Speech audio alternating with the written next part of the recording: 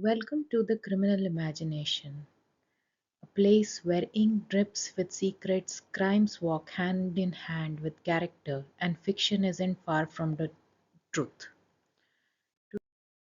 Today we ask, why does British crime fiction feel like a cold pint in a quiet pub while American crime fiction kicks down your door with a gun and a grudge? Stay with us as we trail Scotland Yard, shadow the mafia, and unpack the cultural fingerprints that make British crime fiction restrained, ironic, and occasionally unhinged.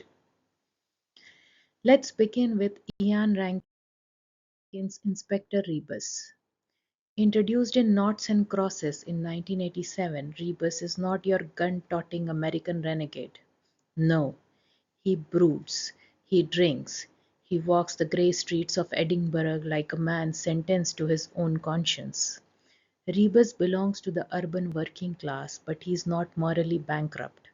His failed relationships, his isolations, they are the collateral damage of commitment to the job. He despises the snobbery of Edinburgh elite, but he never becomes a rebel without a badge.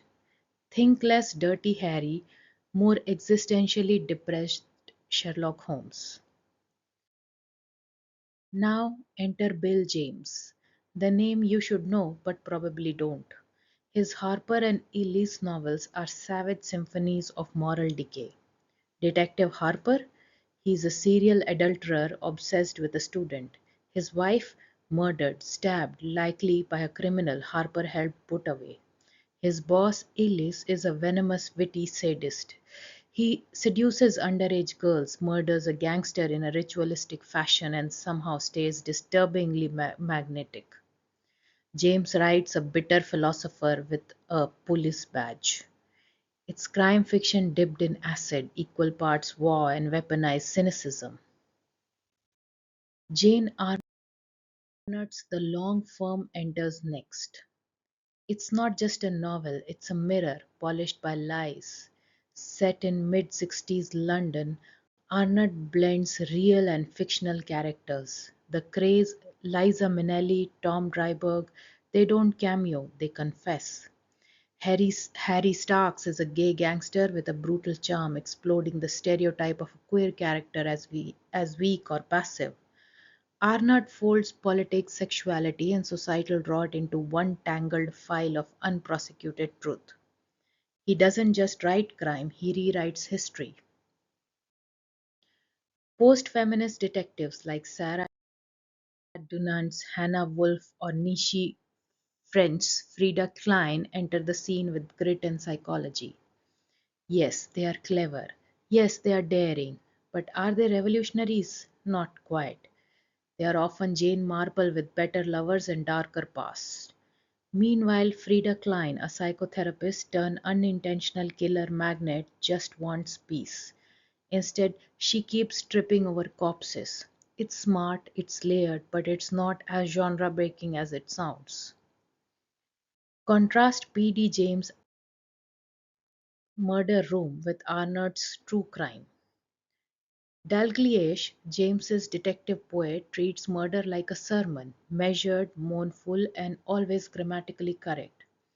He quotes an English lecturer with the caution of a Jane Austen suitor. Meanwhile, in Arnott's world, people don't just die, they vanish.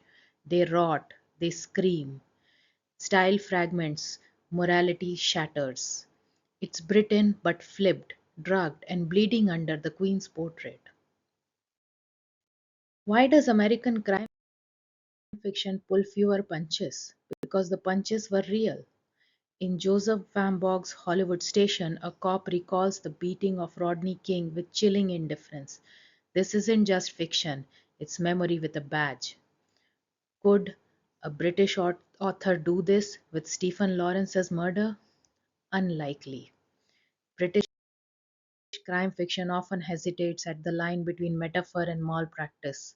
American fiction, it blurs the line and then buries the body. So, what have we learned? British crime fiction, polished, ironic, often whispering rather than screaming, treats morality as a fraying velvet curtain. Its American cousin punches through that curtain with bloodied knuckles and a camera crew. Both reflect truths, both bend them, and both tell us more about us than we'd like to admit. So tell me, which do you prefer, British restraint or American brutality? Do you like your crimes whispered over tea or shouted from rooftops? Let us know in the comments below. Your answer might just shape our next case. In If this episode left fingerprints on your imagination, do us a favor. Like, subscribe, and share before someone rewrites your alibi. Until next time, remember, Albert Camus said, fiction is the lie through which we tell the truth. Stay sharp, stay suspicious, and keep imagining the crime.